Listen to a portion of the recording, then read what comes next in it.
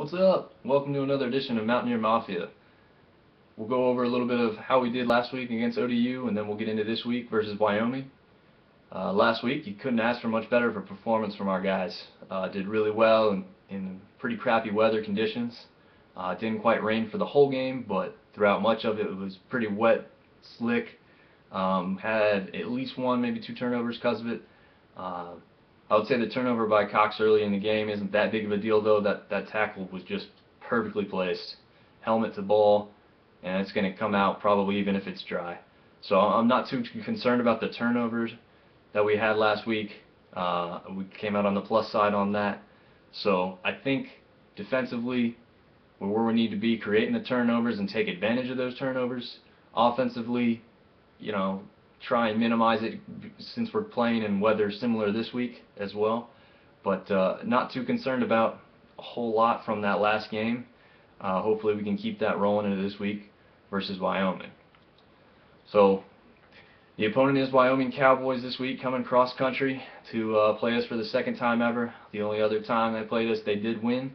Hoping to reverse that fortune this weekend and take advantage of some home field.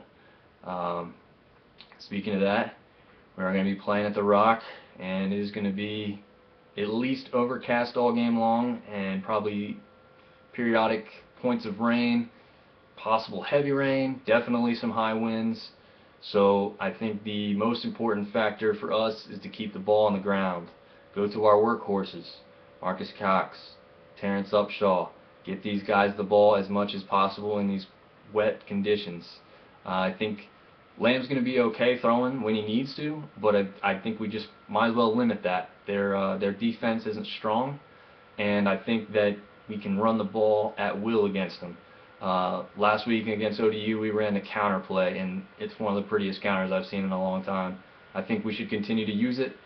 Maybe not as much as we did against ODU, although this is also a weak defense, so it could work again as well as it did. It seemed like it went for a first down every time last week. It'd be great if that could happen again.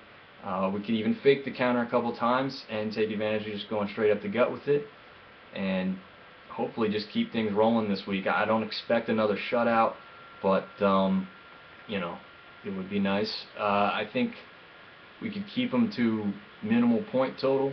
I think that should be a goal of the defense, and our offense should definitely try and score upwards of 30 points on a team like this. Wyoming coming in, overall, their record, they played North Dakota. Not North Dakota State, North Dakota, and they lost to them. And North Dakota isn't a great FCS team. They played to one-score games to two other FCS teams, and they also actually already played North Dakota State, and they got dominated by them. So, a good FCS team should probably give you some troubles, but a good FCS team shouldn't ever demolish you on the scoreboard, and they did that the time they played. The next week they lost badly to an Eastern Michigan team, and Eastern Michigan went on to lose a close game to ODU, who obviously we handled pretty easily last week. The weather conditions were different, maybe you wouldn't handle them quite as well, but I still don't think we would have come out of ODU with a loss, even if it was bright sunny the whole game. And just for a little toss-in, Eastern Michigan is listed as one of the worst teams in college football by ESPN, and their brother in there is Wyoming. So, and that's the bottom 10 there. So, people know both of these teams are bad coming in, but you can't lose to somebody like that. You got to keep trying to get better every week, and I don't really see it out of Wyoming just yet. They've also lost to Washington State, which in normal year probably wouldn't be that big of a deal, but Washington State is struggling mightily this year. Washington State lost to an FCS Portland State in week 1. And Portland State's not necessarily a terrible FCS team. They're right on the playoffs cusp, right in the playoff race up until the last week or two. But you can't lose to a team like that. If you're Washington State, they did, and then Wyoming went on to lose to them. So that doesn't look good on their record either. And just last week they were beat by New Mexico. Not New Mexico State from the Sun Belt Conference, but flat out New Mexico. whose only previous win was against 0-4 Mississippi Valley State. So, take that for what it's worth. They've been beaten by teams who are also bad. So we're probably the best team they've seen all year. And I think we should go through the game without any real trouble, especially if we can deal with the weather. Most of their points are scored late in the game, probably when other teams get their second and third stringers in there. Wyoming may still have some of their starters in there trying to score points.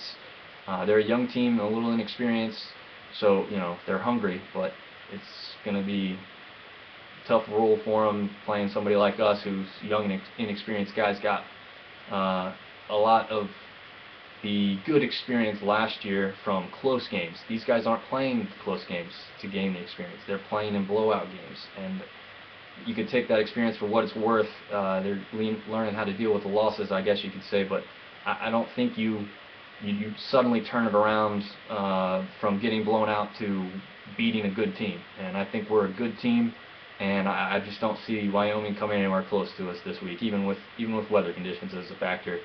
I think we'll walk out of here with a nice win on homecoming. They're noticeable players. Running back Brian Hill is probably their go-to guy, and probably will be their go-to guy considering the weather factor this weekend. Although our run defense has been phenomenal up to this point, so I don't see him, breaking loose. But he's going to get some yards just because he's going to be fed the ball probably the most of anybody on the field. They also have a wide receiver, Tanner Gentry, and he's probably their go-to wide receiver, but he's dealing with a little bit of an injury right now. So, that plus weather conditions yet again is not going to be a great thing for their wide-out core or their quarterback. So you've got to really look for the running back. And other than that, their kicking game is pretty weak. As far as I've seen, they've attempted 4 field goals. They haven't made any of them. Their kicker is kicked 11 extra points and missed 1. That's not terrible, but the 4 field goals and not making any, that isn't great. So I think we can easily win this game. Don't know about a shutout again this week. In fact, I kind of doubt it. It's just hard to keep that streak going, but it would be awesome.